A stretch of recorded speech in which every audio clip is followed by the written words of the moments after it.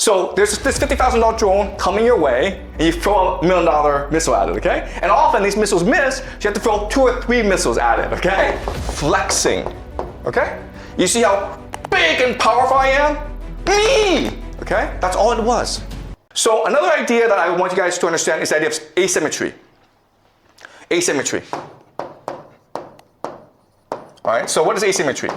Asymmetry means that the two sides are choosing to fight different wars using different techniques because one is much stronger than the other, okay? America is a great empire. It has unlimited resources. It has the USD. It controls the world, right? Iran is a country that has been under economic sanctions for the past 45 years. It's poor. Its technology is very limited, okay? But as we learn in this class, actually, those nations that are poor actually have more energy. They're more open, and they're more cohesive. All right, so let me give you an example. This is what we call the Shahad drones. Shahad drones. Each of these drones costs $50,000 at most, okay? At most. It can go as cheap as $35,000 US. But one of them is $50,000. As you can see, you can fit a lot of these drones to a truck that can go anywhere in Iran, and they can hide anywhere. All right? So the thing to understand is, first of all, these drones are cheap. They're easy to make. They make about 500 a day. Okay? And estimates are about there's 80,000 right now that the Iranians have. So they can go on for a long, long time. Okay? And one of these drones, again, can knock out a desalination plant. It can knock out an oil field. It can knock out a hotel. It can do a lot of damage. Okay? And it's easily transportable. You can hide it anywhere. You can use it from anywhere, okay? And that's what the Iranians are using as an offensive weapon. And how do the Americans defend against this? They use something called a THAAD, right? Right, guys? This is what they use. THAAD. THAAD stands for Thermal High Altitude Air Defense. And they also have like Patriot systems. There's a lot, okay? The thing that you need to know about the system is it's really expensive. This missile, guys, costs $1 million.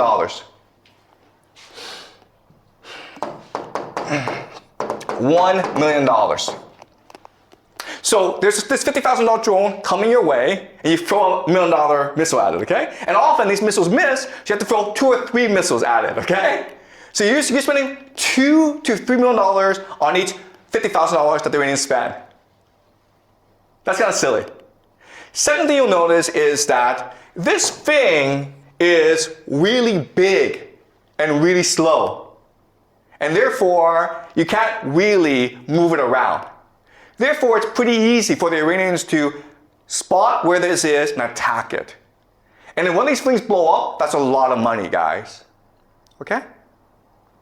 Then you're like, what? But this makes no sense. You know the Iranians have drones. They've had drones for like 10 years. You've also seen drones used in the Russia-Ukraine war to devastating effect. Why don't the Americans know this? Why did they prepare?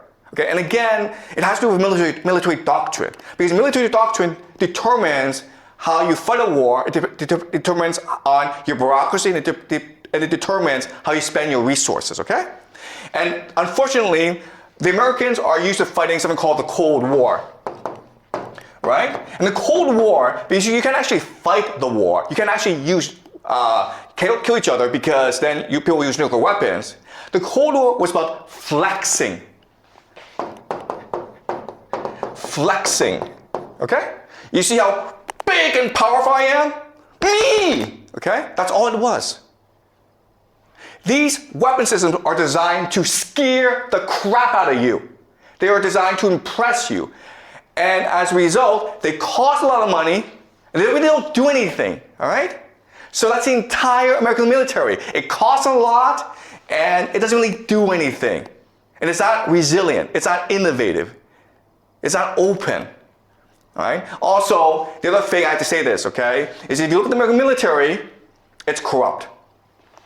So this is really about corruption. So the Americans don't really care about winning a war. What they care about is spending as much money as possible because then they get a cut. It doesn't make sense. Right? And that's why the Americans are in the situation as they are.